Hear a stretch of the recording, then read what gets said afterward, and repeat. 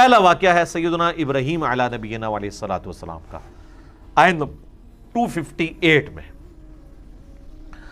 الم تر الی الذی حاج ابراہیم فی ربہ، کیا تم نے اسے نہیں دیکھا جس نے جھگڑا کیا ابراہیم کے ساتھ ان کے رب کے بارے میں، ان آتاہ اللہ الملک، اس بات کے اوپر کہ اللہ نے اسے بادشاہی دی تھی۔ یہ نمرود کا ذکر آ رہا ہے، اور اللہ تعالیٰ نمرود کی بادشاہی کو اپنی طرف منسوب کر رہا ہے، اس کی ملوکیت کو، کہ ہم نے اسے اس لیے ملک دیا تھا کہ وہ ہمارے مقابلے پہ کھڑا ہو جاتا اور ہمارے پیغمبر سے ہماری ذات کے بارے میں جھگڑا کرنا شروع کر دیتا۔ لہٰذا یہ جو لوگ کہتے ہیں نا جی کسی کو بادشاہ اگر بنایا گیا تو وہ اللہ نے اسے حکومت دی ہے نا، تو وہ اللہ نے حکومت تو فرعون کو بھی دی، نمرود کو بھی دی، اور اللہ نے حکومت ابو بکر، عمر، عثمان و علی کو بھی دی، لیکن زمین اسمان کا فرق ہے، دونوں طرف اللہ نے حکومتیں دی ہیں۔ سورہ ال عمران میں آیا کہ یہ ملک اللہ کا ہے، اللہ جسے چاہتا ہے ملک دیتا ہے، جسے چاہتا ہے چھین لیتا ہے۔ پھر اللہ تعالیٰ نے صاف فرمایا وَتُعِزُّ مَن تَشَاءُ وَتُذِلُّ مَن تَشَاءُ، جسے چاہتا ہے عزت دیتا ہے، جسے چاہتا ہے ذلیل کرتا ہے۔ کئی لوگوں سے حکومت لے کے ان کو عزت دے دیتا ہے، حسین ابن علی، اور کئی لوگوں کو حکومت دے کے ذلیل کر دیتا ہے، یزید ابن معاویہ۔ اللہ کہتا ہے میں دیتا بھی ہوں اور لیتا بھی ہوں، اور عزت بھی دیتا ہوں اور لیتا ہوں۔ تو اس کے لیے یہ ضروری نہیں کہ کسی کو حکومت دے کے عزت دی جائے، کسی سے حکومت لے کے اسے عزت دے دی جائے قیامت تک کے لیے، اور کسی کو حکومت دے کے 4 سال کی قیامت تک کے لیے لانتے اس کا مقدر ہو جائے، یزید ابن معاویہ۔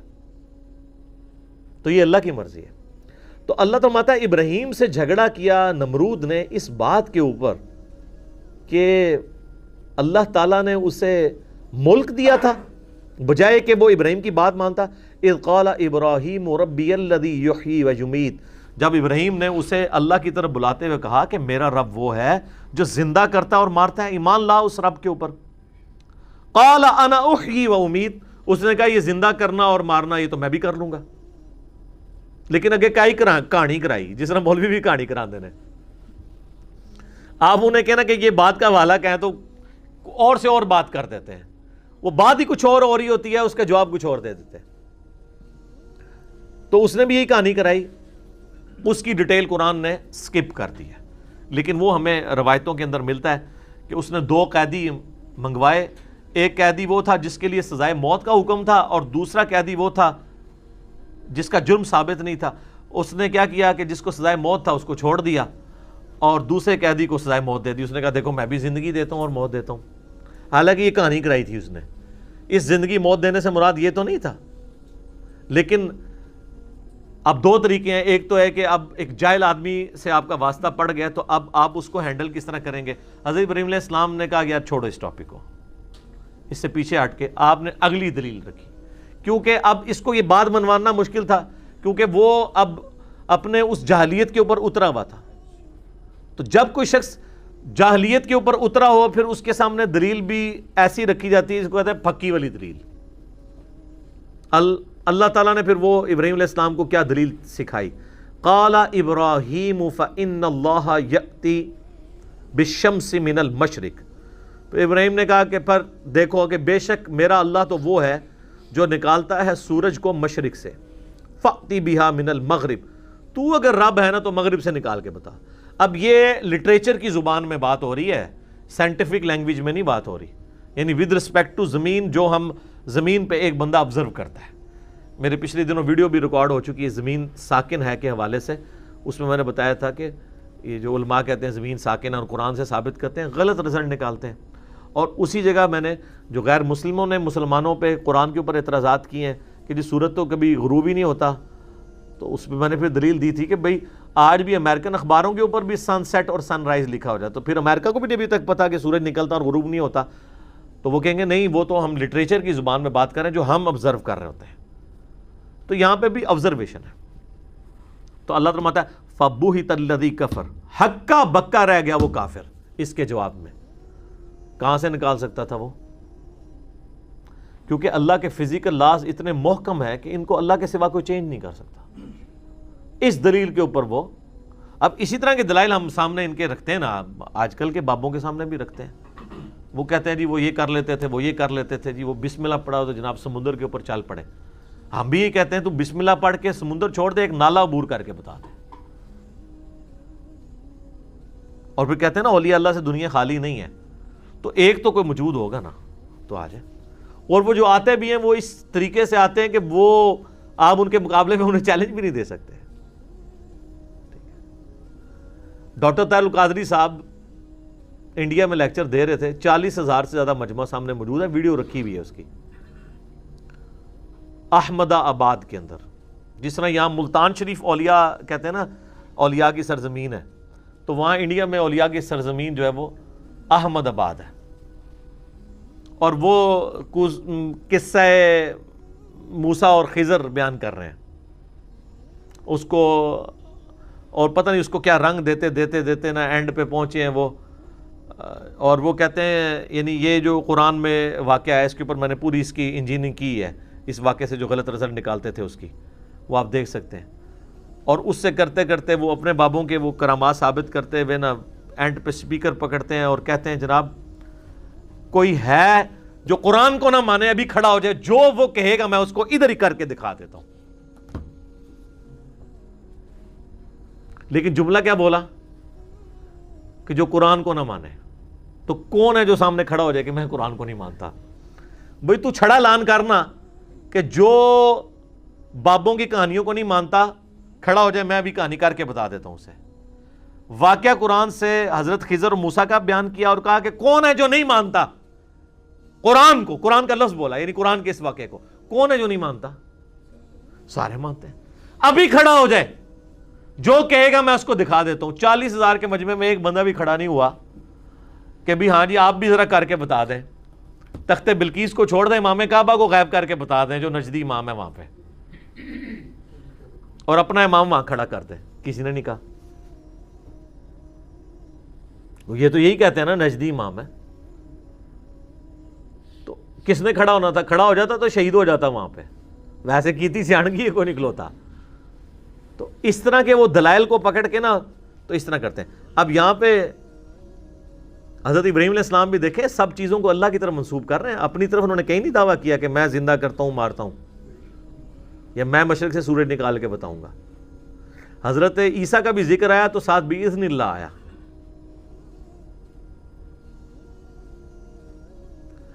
تو اللہ تعالیٰ فرماتا ہے وہ کافر ہکا بکا رہ گیا. واللہ لا یہدی القوم الظالمین، اور اللہ تعالیٰ ہدایت نہیں دیتا کسی ظالم کو.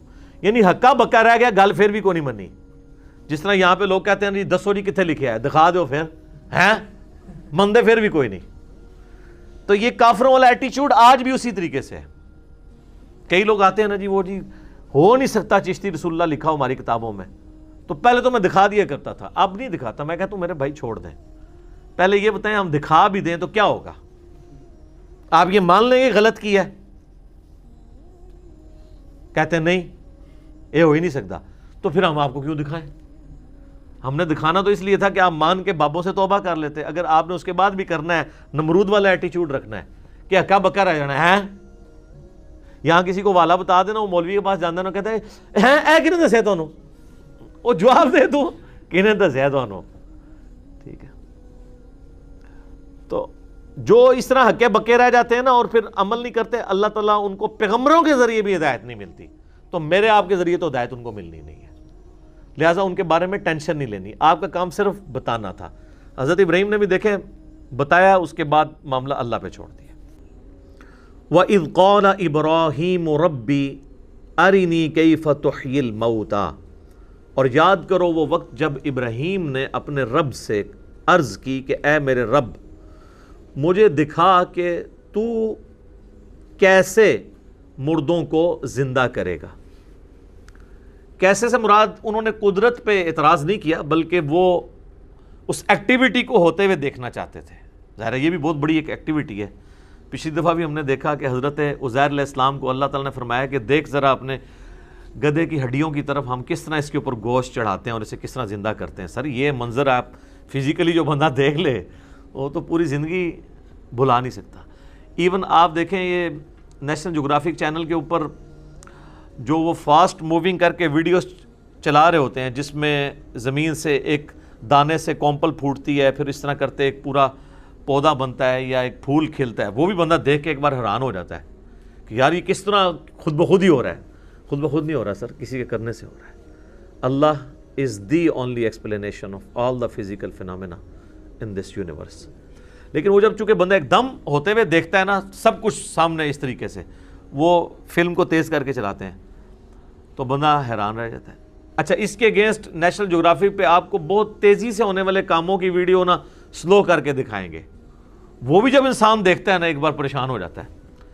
یعنی ایسے پرندے بھی ہیں جو ایک سیکنڈ کے اندر 25 دفعہ پر پھڑپھڑا لیتے ہیں ایک سیکنڈ میں. انسان کی تو یہ کمپیٹنسی نہیں ہے، اس کی تو ایک ایک ہڈی پسلی لاگو ہو جائے.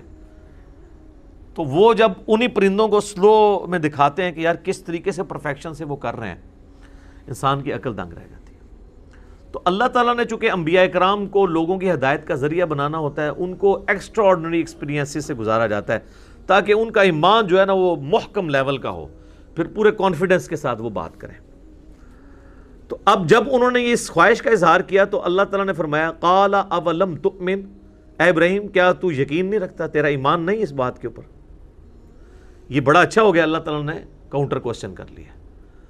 اس سے پہلے کہ قرآن پڑھنے والے اور سننے والے خود سے کوئی رزلٹ نکالتے، اللہ تعالیٰ نے خود ہی ابراہیم علیہ السلام سے کاؤنٹر کوسچن کیا. قال بلا، انہوں نے کہا کیوں نہیں میرے رب، میرا ایمان ہے.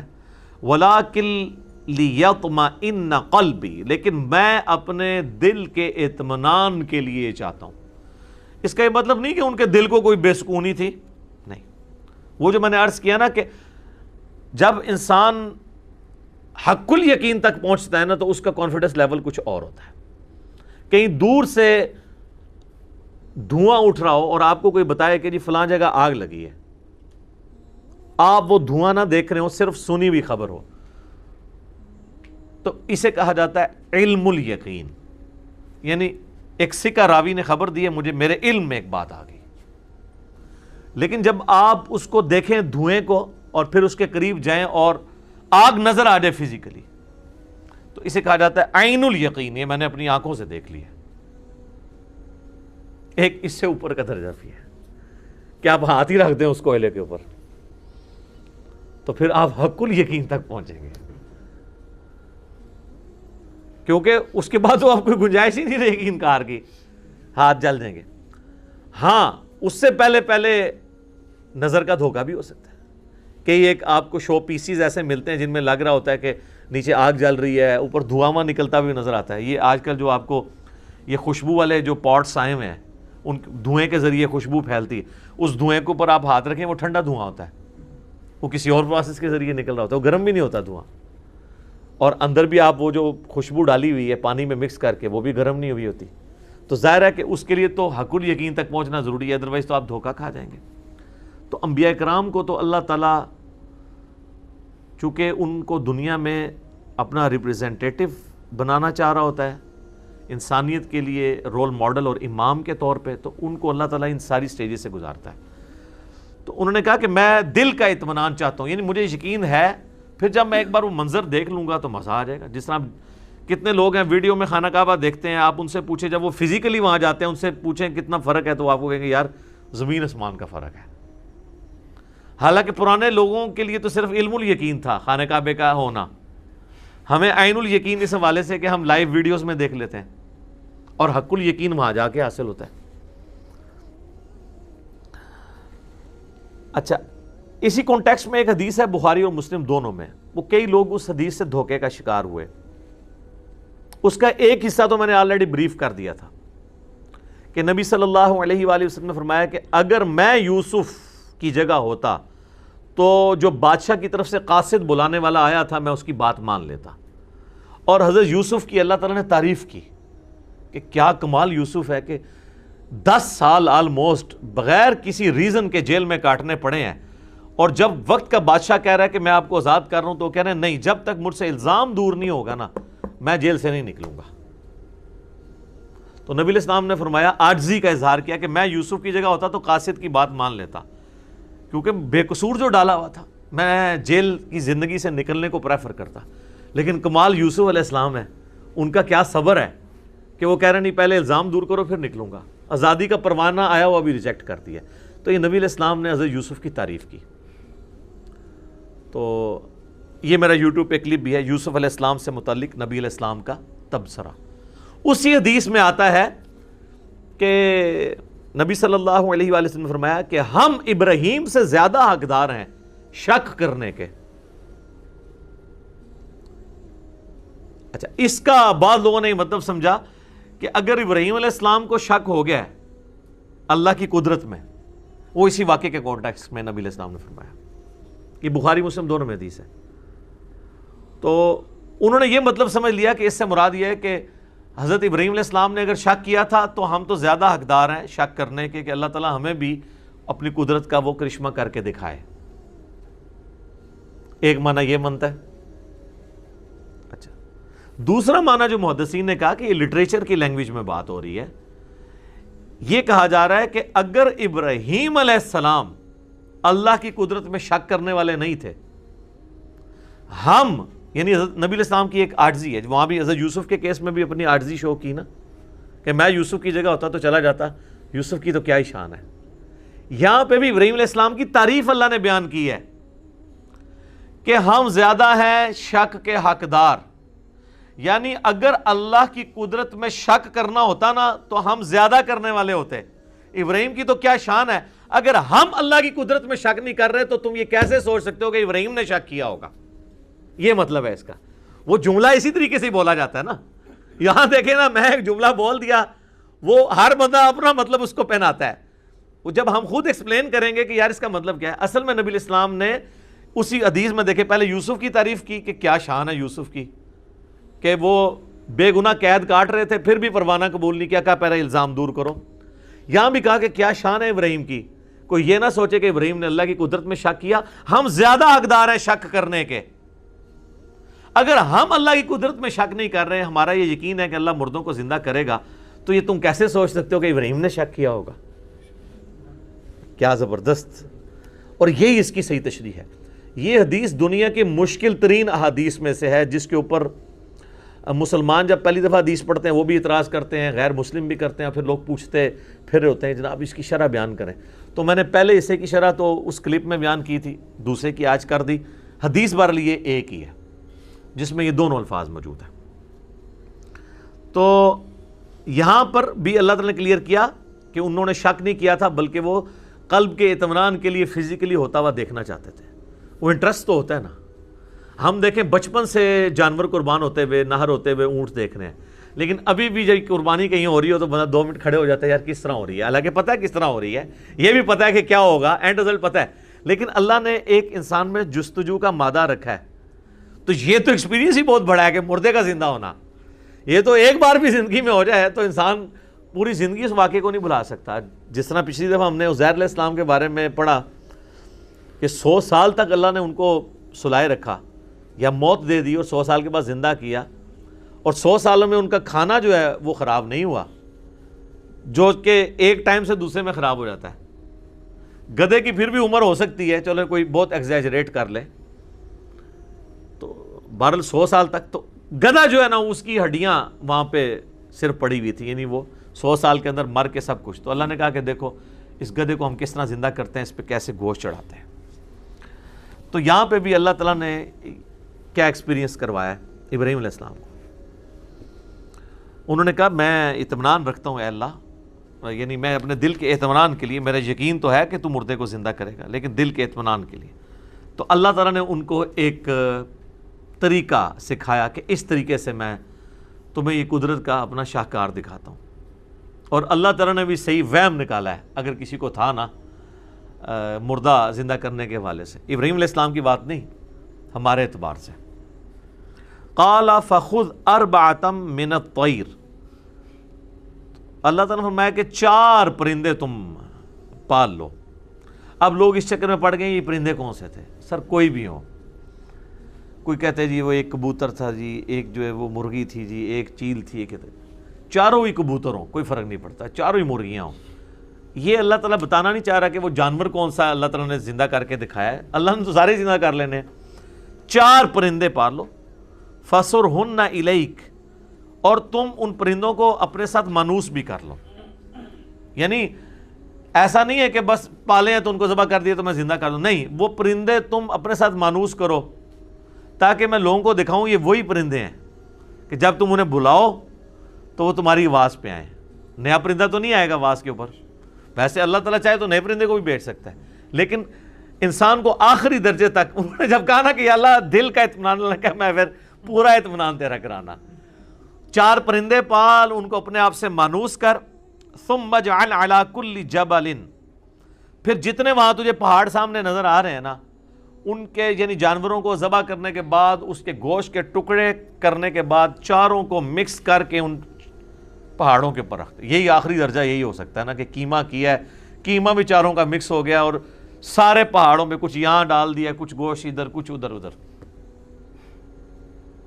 منہن جزءا، ان کا ایک ایک ٹکڑا چاروں پہ رکھتے.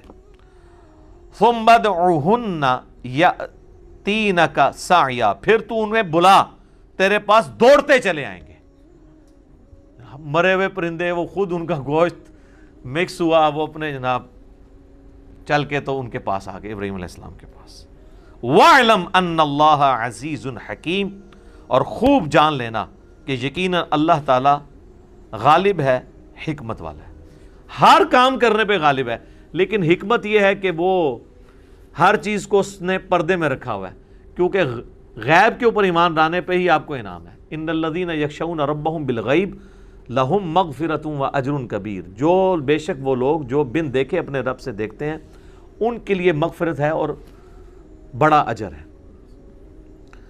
اچھا، اس واقعے میں آپ دیکھیں اللہ تعالیٰ نے اپنی قدرت کی نشانی دکھائی. ایک رزلٹ تو یہ نکلا. دوسرا رزلٹ یہ نکلا کہ کوئی پیغمبر بھی خود سے مردہ نہیں زندہ کر سکتا. یعنی اگر یہ حضرت ابراہیم خود کر سک رہے ہوتے تو اللہ تعالیٰ سے ریکویسٹ کرتے، ایک خود ذبح کرتے ان کو زندہ کر لیتے، جیسے شیخ عبدالقادر جیلانی نے کیتا ہے. ہاں، میں چوبا تے نال مارنا ہے. وہ کہتے ہیں جی وہ شیخ عبدالقادر جیلانی کو ایک عورت ملنے کے لیے آئی تو وہ خود مرغی کھا رہے تھے اور اس عورت کا بچہ جو ان کا اسٹوڈنٹ تھا وہ روکی سوکھی کھا رہا تھا. تو اس عورت کے دل میں بات آئی کہ یہ کیا، نہیں خود مرغا کھا رہے ہیں اور میرے بچے کو یہ کھلا رہے ہیں. تو انہوں نے اس کے دل کا حال بانپ لیا. کہانی تے کہانی کہتے ہیں جب انہوں نے مرغی کھا لی نا تو جتنی ہڈیاں وہاں پڑی ہوئی تھی نا اس کے اوپر انہوں نے ہاتھ پھیرا اور کہا اللہ کے اذن سے زندہ ہو جا. یہ جو شریف لوگ ہیں وہ یہ کہتے ہیں قم باذن اللہ. جو بدماش قسم کے بزرگوں کے ماننے والے وہ کہتے ہیں انہوں نے کہا قم باذنی، میرے حکم تو زندہ ہو جا. ہاں، تو مرغا جو ہے نا وہ زندہ ہو کے تو وہ کٹ کٹ کٹانگ کرتا ہوا وہاں سے بھاگ گیا. انہوں نے کیا کہ جدو تیرا منڈا اس لیول تے پہنچے گا نا وہ بھی کوکڑ کھا لے. یعنی جب تیرا بیٹا بھی اس بزرگی پہ پہنچ جائے گا نا اب وہ بھی پھر مرغا کھا لے. تو جان کی مان پاؤں تو عرض کروں کہ ہمارے نبی علیہ السلام تو پوری زندگی روکھی سوکھی کھاتے رہے. ٹھیک ہے، اور آپ ان بزرگوں کے بارے میں کلیم کرتے ہیں کہ یہ نبی کے طریقے پہ تھے. تو نبی علیہ السلام کا یہ طریقہ تھا، اس طریقے سے وہ ایجوکیٹ کیا کرتے تھے لوگوں کو. ویسے نبی علیہ السلام سے مرغی کھانا بھی ثابت ہے، بخاری مسلم میں حدیث ہے، لیکن شاید وہ ایک دفعہ ہی مرغی کھائی ہوگی آپ نے. آپ کی زندگی تو بڑی یعنی فقر کے اندر گزر رہی تھی. دوسرا، حضرت ابراہیم کو تو یہ معجزہ نہیں ملا ہوا تھا، عیسیٰ علیہ السلام کو بھی ملا ایز اے اسپیشل، لیکن اس میں بھی ساتھ آیا بِإِذْنِ اللہ. بِإِذْنِ اللہ کے ساتھ مردے کو زندہ کرنے کا معجزہ یا اسے کرامت کہہ لیں، یہ روئے عرض پہ صرف ایک ہی شخص کے لیے ہے، وہ عیسیٰ ابن مریم ہے. حضرت ابراہیم کو بھی نہیں ملا.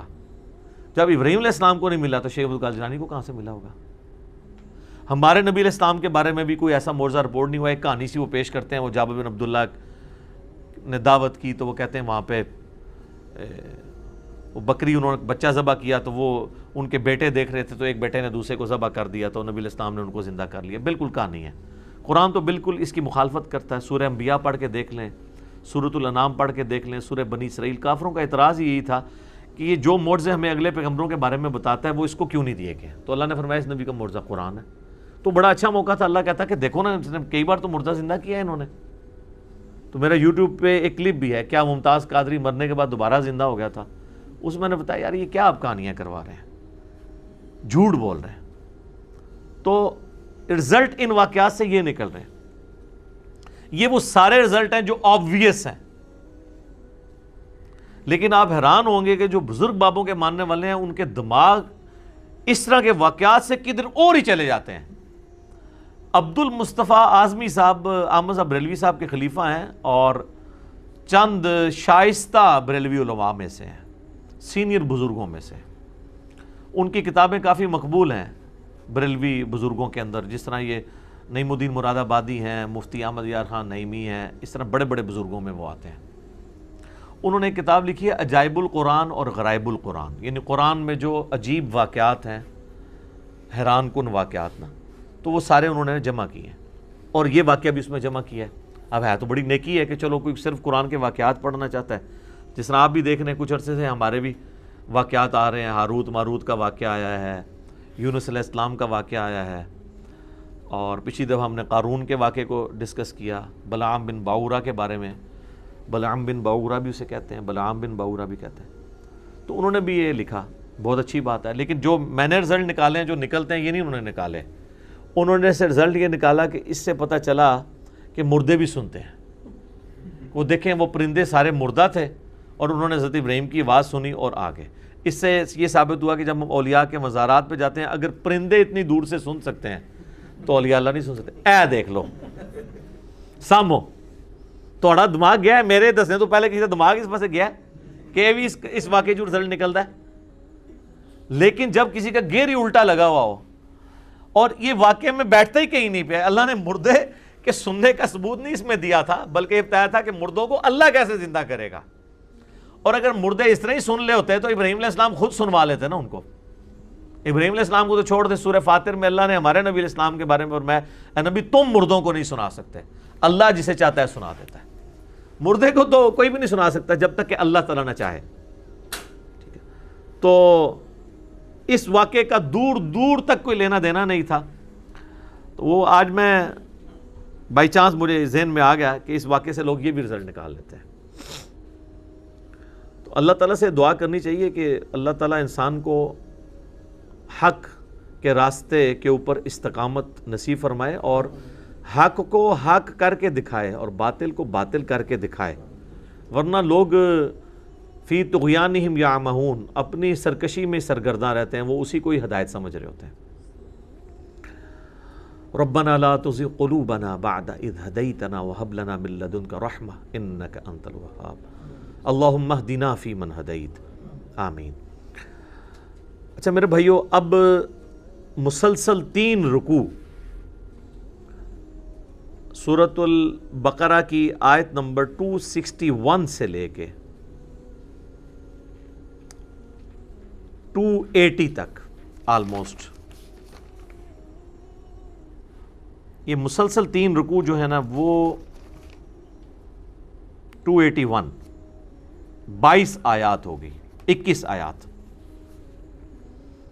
یہ مسلسل 21 آیات اور 3 رکوع کا مرکزی ٹاپک ایک ہے، اور وہ ہے انفاق فی سبیل اللہ، اللہ کی راہ میں خرچ کرنا. سر پورے قرآن کے اندر انفاق سبیل اللہ پہ جتنی بھی آیات آئی ہیں وہ ساری ایک پلڑے میں ہیں، اور یہ 3 رکوع ایک پلڑے میں ہیں. آپ حیران ہوں گے کہ مسلسل 3 رکوع صرف ایک ٹاپک پہ کہ اللہ کی راہ میں خرچ کرو، ہم تمہیں کتنا کر کے اسے لوٹائیں گے اور کتنی ترغیب دلائیں گے. قرآن حکیم میں توحید اور نماز کے بعد سب سے زیادہ زور ہے اللہ کی راہ میں مال خرچ کرنا، کیونکہ انسان مال اس کے لیے خرچ کرتا ہے جو انسان کے لیے سب سے قیمتی اثاثہ ہوتا ہے. کیونکہ جیب تو ویسے نہیں بندہ ڈیلی کر سکتا، خامخواہ کسی کو دے سکتا ہے، اپنوں کے اوپر ہی لگاتا ہے نا، کیونکہ ان سے پیار کر رہا ہوتا ہے. اب ایک ایسی ہستی جس کو اس نے دیکھا بھی نہیں ہے، جو اس کو یہ وعدے دے رہی ہے کہ مرنے کے بعد تمہیں میں اتنا کر کے لوٹاؤں گی، کوئی ویڈیو بھی نہیں ہے، پھر بھی اس کے لیے انسان خرچ کرے، تو یہ بہت بڑی چیز ہے نا. تو یہ اس چیز کا ثبوت ہوگی کہ واقعی وہ اللہ تعالیٰ پر ایمان رکھتا ہے. جو بخاری و مسلم میں حدیث ہے متفق علیہ، نبی صلی اللہ علیہ وآلہ وسلم نے فرمایا کہ انسان کہتا ہے میرا مال میرا مال میرا مال، حتیٰ کہ قبر تک پہنچ جاتا ہے۔ پھر آپ علیہ السلام نے پوری سورت تلاوت کی، الہاکم التکاثر حتی زرتم المقابر، تمہیں مال کی کثرت نے، اس کی ہوس نے ہلاک کیا یہاں تک کہ تم نے قبروں کا منہ دیکھ لیا۔ پھر آپ صلی اللہ علیہ وآلہ وسلم نے فرمایا کہ حالانکہ انسان کا مال تو وہ ہے جو اس نے کھا لیا یا پہن کر بوسیدہ کر دیا یا اللہ کی راہ میں خرچ کر کے آخرت کے لیے اسٹور کر لیا، باقی تو اس کے ورثہ کا مال ہے۔ جو اللہ کی راہ میں خرچ کیا، اللہ کے ڈیوائن بینک میں چلا گیا، وہ اس کا مال ہے۔ جو پیچھے چھوڑ کے مرا، پیچھے پتہ نہیں اولاد اس کو کن کاموں میں لگاتی ہے، اپنے ہاتھوں سے خرچ کر کے اللہ کے پاس بھیج دیا، وہ اس کا مال ہے۔ اور جو کھایا پیا پہن کے ضائع کر دیا، وہ تو ہے ہی تھا، وہ مال ہے جو وہ ضائع کر چکا ہے۔ اگر دیکھا جائے نا، اس کی سٹوریج وہ ایک ہی مال ہے جو اس نے آخرت میں بھیج دیا، ورنہ تو انسان مال سے کبھی سیر نہیں ہوتا۔ بخاری مسلم دونوں میں حدیث ہے، نبی صلی اللہ علیہ وآلہ وسلم نے فرمایا، ابن آدم کے پاس اگر سونے کی 2 وادیاں ہوں تو وہ یہ تمنا کرے گا کہ تیسری بھی آ جائے، اس کا پیٹ صرف قبر کی مٹی بھرے گی۔